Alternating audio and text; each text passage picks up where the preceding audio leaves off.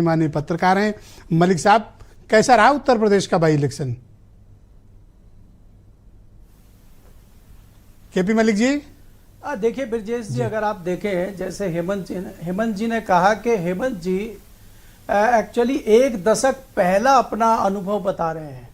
एक दशक के में जो बदलाव हुए हैं हेमंत जी उससे कहीं दूर हैं अगर हम देखें, और आपने तुरंत उसका एग्जाम्पल भी दिया, चाहे वो कैराना का हो चाहे नूरपुर का हो।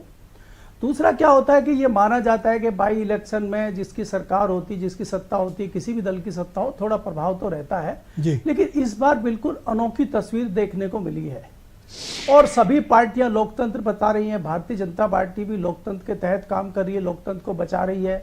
समाजवादी पार्टी भी लोकतंत्र बचा रही है, कांग्रेस के राहुल गांधी लोकतंत्र बचा रहे हैं।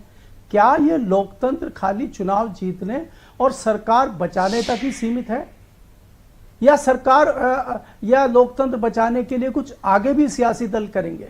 जिस प्रकार से हमारे पत्रकारिता के जीवन में चुनाव आयोग पर जितने आरोप लगे हैं, चुनाव आयोग को घेरने के लिए क्या कोई राजनीतिक दल आगे आएगा, वो सड़कों पे उतरेगा? और क्या हमें जेपी आंदोलन को याद करना चाहिए? क्या जेपी ने कहा था कि मुझे प्रधानमंत्री बनना है इसलिए मैं आंदोलन शुरू कर रहा हूं? तो अगर लोकतंत्र को वास्तव में आपको बचाना है तो खाली चुनाव के आसपास ही आपको एक्टिव नहीं होना पड़ेगा, आपको उसके बाद भी एक्टिव होना पड़ेगा चीजों को उठाने के लिए, लोकतंत्र को बचाने के लिए। एक बात।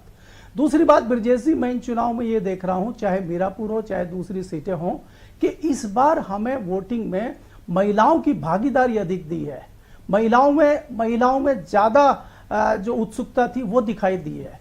उसका कारण जब हम पता करते हैं, अपने मित्रों से बात करते हैं, पत्रकारों से बात करते हैं, लोगों से बात करते हैं कि कहीं ना कहीं रसोई तक महंगाई और दूसरी प्रॉब्लम जो आ गई है उससे कहीं ना कहीं महिलाएं चिंतित हैं।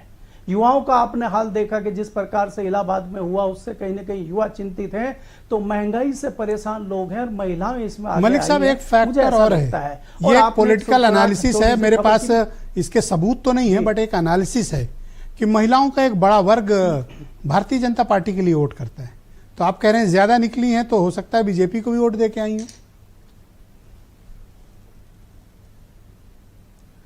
नहीं, देखिए उसी पे मैं ब्रजेश जी आगे ले जा रहा था कि हमने जो देखा है भारतीय जनता पार्टी की सरकार है और उसी बीच में एक रिपोर्ट आती है कि जो 82 करोड़ लोगों को भारतीय जनता पार्टी की मोदी सरकार फ्री राशन दे रही है, उसमें बड़ा घोटाला उत्तर प्रदेश और बिहार में हो रहा है।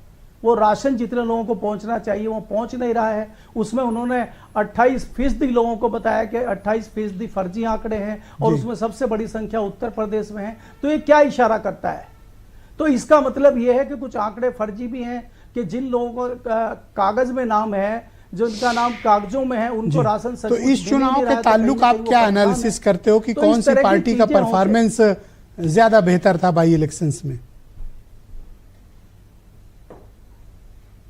देखिए, इसमें अगर जाहिर सी बात है 2014 के लोकसभा चुनाव में आप देखें जिस प्रकार से समाजवादी पार्टी और गठबंधन के परिणाम आए हैं, उससे कहीं ना कहीं भारतीय जनता पार्टी बहुत ज़्यादा उत्साह में नहीं दिखाई दी, उसके कार्यकर्ता उत्साह में नहीं दिखाई दी। हालांकि नेता उत्साह में थे, लेकिन समाजवादी पार्टी के जो रिजल्ट आए हैं उनमें कहीं ना कहीं एक उत्साह दिखाई दे रहा है और समाजवादी पार्टी के लोगों को लग रहा है कि जिस तरह से हमारे अरे आपके दोस्त वाली पार्टी को कुछ उत्साह था 2027 में हमारी सरकार नलके वालों को, या उनको भी उत्साह नहीं था?